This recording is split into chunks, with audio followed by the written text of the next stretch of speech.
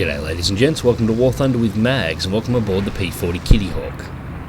So recently I've been getting a lot of questions asked whether or not I'm excited for patch 1.43, and the answer is not really.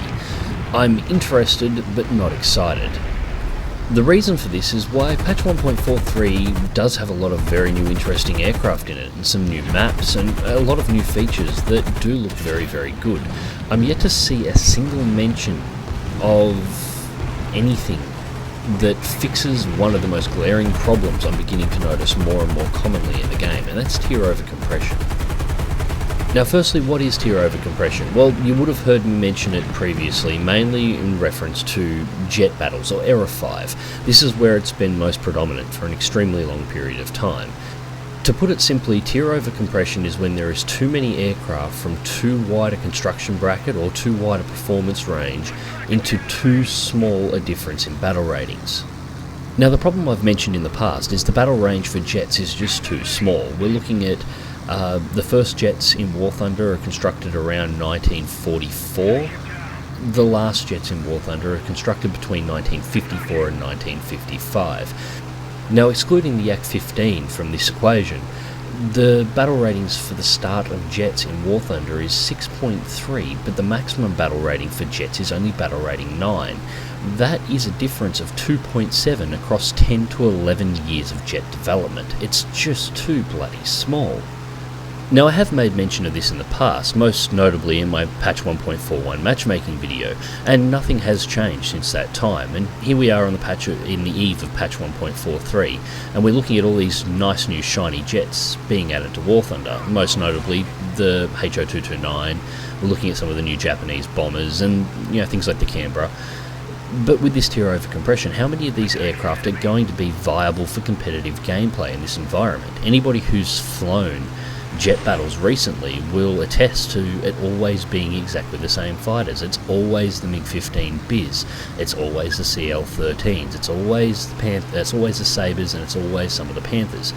The only reason players who are flying jet battles who are not flying these aircraft are players that don't currently have access to them and are trying to grind their way to these planes, and once they have them unlocked they won't fly anything else because it's just not viable to do so. Now this situation is a major problem for War Thunder competitive endgame jet battles, but it's no longer the biggest issue that War Thunder faces in regards to tier over compression. The biggest issue that War Thunder faces is what you have been watching so far. The biggest problem with tier over compression that War Thunder now faces is in Era 2, and this is a massive, massive problem.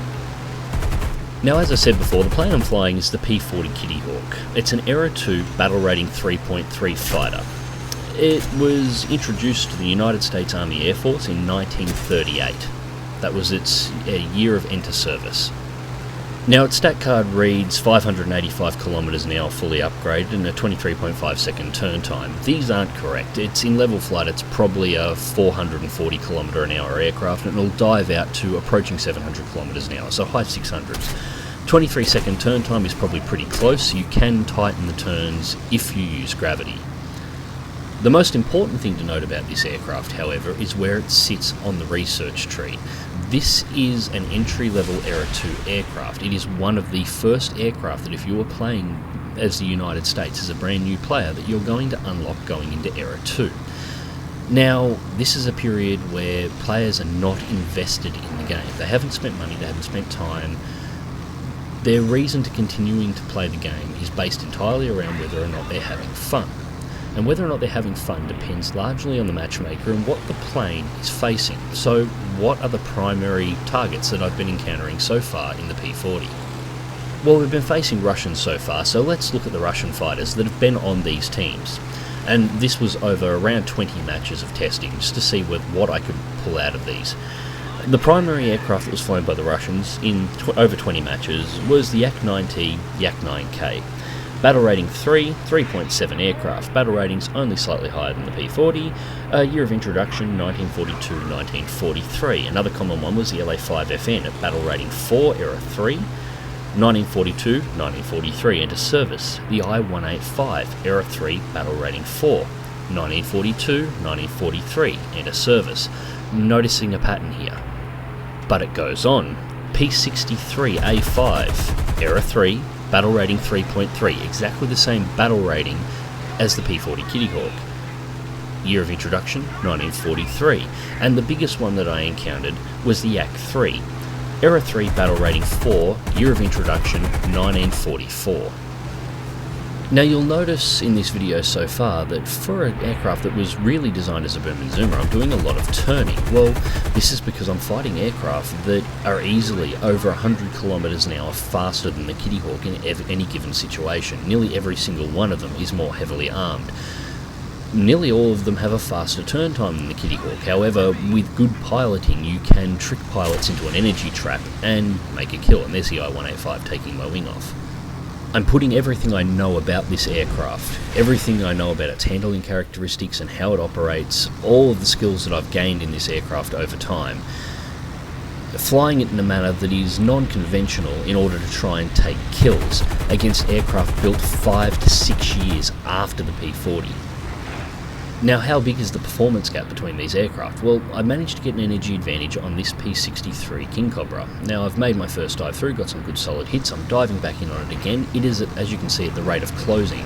I'm at a much higher energy state than this P63, and it pulls itself up into a climb at this point. Now, you'd think it would dive back down, being at a lower energy state than me, it would have to.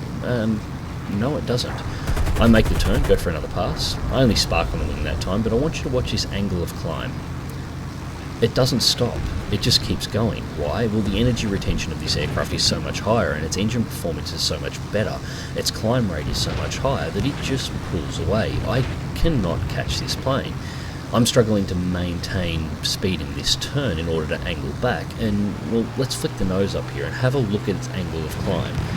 I match my angle of climb to it, and you can see it's climbing between 35 and 40 degrees. So we're looking at between 36 to 38 degree climb angle, and it's just pulling away, starting from a lower energy state than I was at, and I just cannot follow it. That's the performance gap between these aircraft, and this is the performance gap that brand new players that have no time invested in War Thunder are running straight into. What we're seeing here is the developing state of a tier overcompression at Era 2. The P40 isn't the only aircraft suffering from it, but it's definitely one of the most notable with its 1938 year of introduction. And this overcompression is being directly caused by the rampant under-tiering of aircraft over War Thunder. This is far more dangerous to War Thunder's future health than the current overcompression state of jet aircraft has ever been. Here's the thing with jet aircraft. Most people don't have jets in War Thunder. I would say probably 60 to 70% of the player base has yet to unlock a jet at this point in time. But almost everybody has something in Era 2. Now, I'm sure people have noticed the massive drop in numbers on War Thunder over the last several months, since 1.37, but it's gone on beyond that. Now, I'll come back to that in just a second. We've just switched over to a couple of matches from Hokkaido. Now, what would the P40 be encountering here? You would expect, things like Spitfire 2B or, equivalent level aircraft. No. Two most commonly encountered fighters by the P40 on Hokkaido was the Typhoon 1B Late. That's an Era 3 battle rating 4.3 aircraft, entered into service in 1943, and the Spitfire F Mark 9. Era 3, battle rating 4.3, also entered into service in 1943.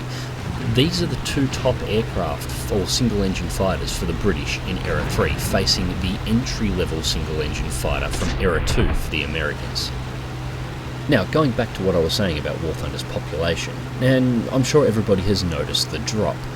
There wasn't uncommon not that long ago to see anywhere between 50 to 65,000 players online. Not during an event or anything special, that was just a standard day in War Thunder. Now that's about 25 to 30. At one time, War Thunder peaked out at 100,000 people online at one given time. We haven't even been close to a quarter or a third of that number in months. So what's been going on with that? Well, the health and population of any game requires two things. One, bringing in new players. The second part is retaining old ones.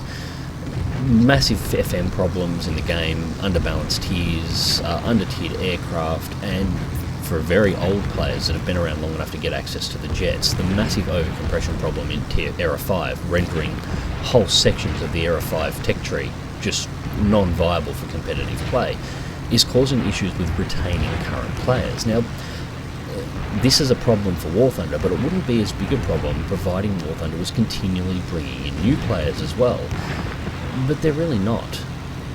A quick trip down to Era 1 or Era 2 in any given nation, take off, go to climb, and then start popping the player cards for players on the enemy team will show you that most of the enemy team will consist of players, level 20, level 30, with, several hundred battles under their belts. This is in entry-level gameplay for War Thunder.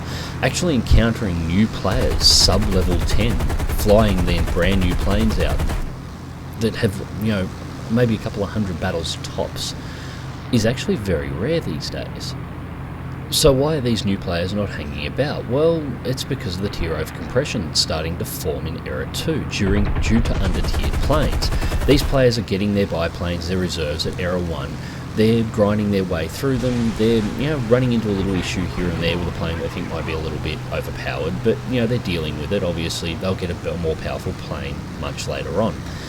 Then they say, for the Americans, they've finished off with their pea shooters, they've gone through their Hawks, they've had some good times and some bad times. Yes, now they're in Era 2 and they've got their first well-known, first famous fighter, the P-40. They've unlocked it and jumped into it, and this is what they're facing. Now keep in mind, what you're seeing on the screen is a fully upgraded aircraft and has been for some time, with a player that, well, I'd like to think I know at least some of what I'm doing. These new players have a lower player skill level than mine, and they're flying in a stock aircraft, and this is what they're running into. They get out of the match completely unable to believe how much they just got their ass handed to them, so they pop open the tech trees and have a look at, where are these planes that they were just fighting on the tech tree. A quick look shows they're facing the top of the next era up. They've only just gotten a plane in Era 2, and they are fighting the most powerful aircraft available to the enemy teams in Era 3. Quickly tabbing out of the game, jumping into their browser, loading up Google and punching in the details for these aircraft, and a 5-minute search shows them the planes they're fighting entered service between 4 and 6 years after the plane they've just unlocked. They're fighting aircraft developed 4 to 6 years later. They're not even fighting the replacements for the aircraft they're flying, they're fighting the replacements of the replacements. And they're fighting the aircraft designed to counter those replacements. And this is why I'm not excited about patch 1.43, because Gaijin is adding even more aircraft to the game, adding aircraft that are either going to be considered unviable for competitive gameplay on release, or adding aircraft that are going to be very competitive and are actually going to make this compression problem worse than it currently is by rendering other aircraft obsolete and therefore forcing them down in their battle ratings, increasing the pressure down at Era 1 and Era 2. Now somebody might say, well, why don't they just down tier the planes like the P-40 that are suffering this problem, like they've down tiered everything else? Well, that's not going to fix the problem, that's going to make it even worse again.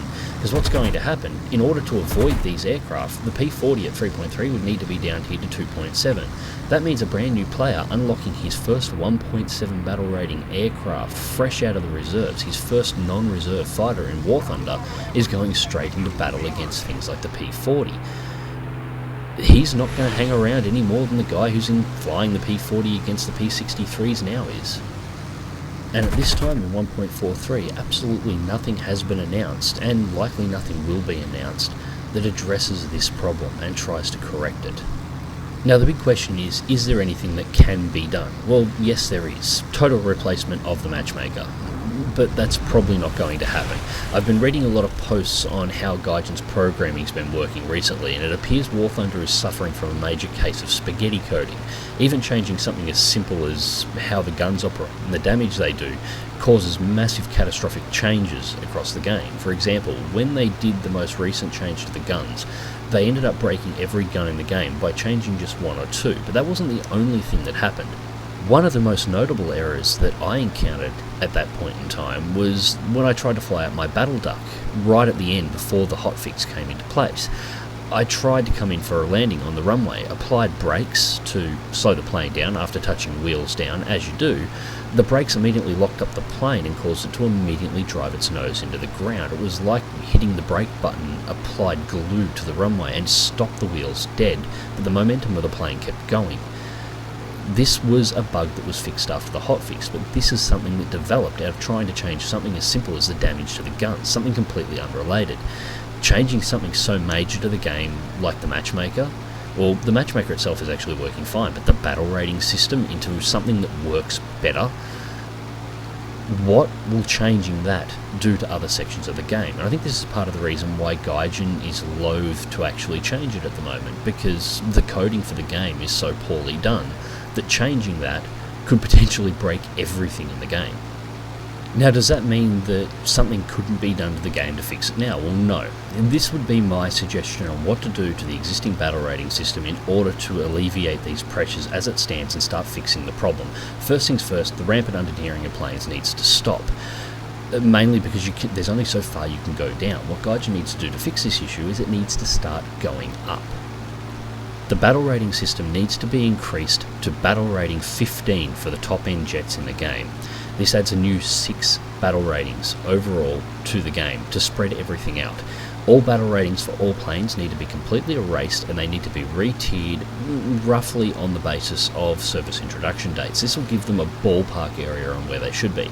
It won't be right. There will still be some planes that are over-tiered or under-tiered based on this system. It will not be balanced, but it gets them into a ballpark figure area. With 15 battle ratings to play with, and the range of aircraft in the game starting at about 1937 going through to around 1955, you're looking at 18 years of aircraft technology spread over 15 battle ratings. This is far, far less compressed. This is far easier to balance and work with. Now, the second thing I would do is currently the system rates an aircraft's performance based on all of the players playing that aircraft. Well, this is just an unviable thing to do. The system that allows planes to be have their BR ratings increased or decreased needs to be restricted to only take into account the top 30% of players in any individual aircraft. Now, what will this do? This will take the top 30% of players in any plane will generally be people with fully upgraded aircraft who know how to fly it well.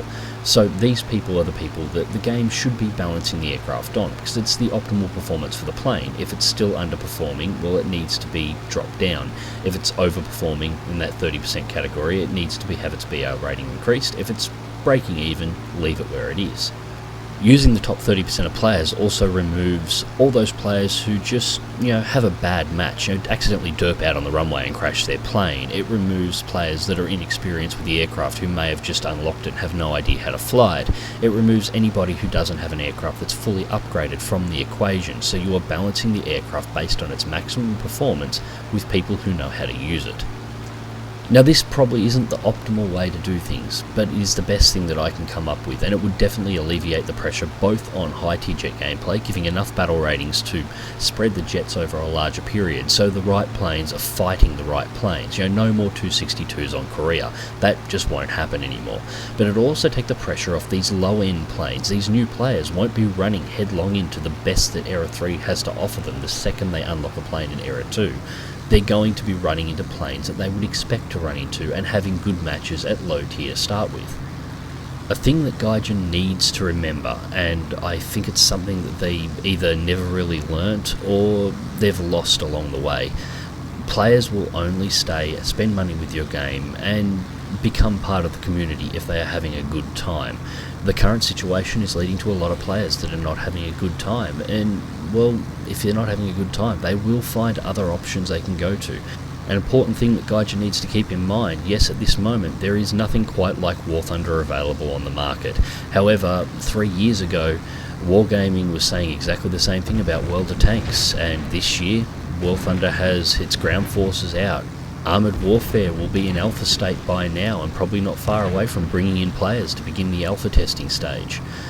Competition will pop up very quickly if you're doing something that's successful, and right now War Thunder Gaijin has something that is incredibly successful but is not doing so well.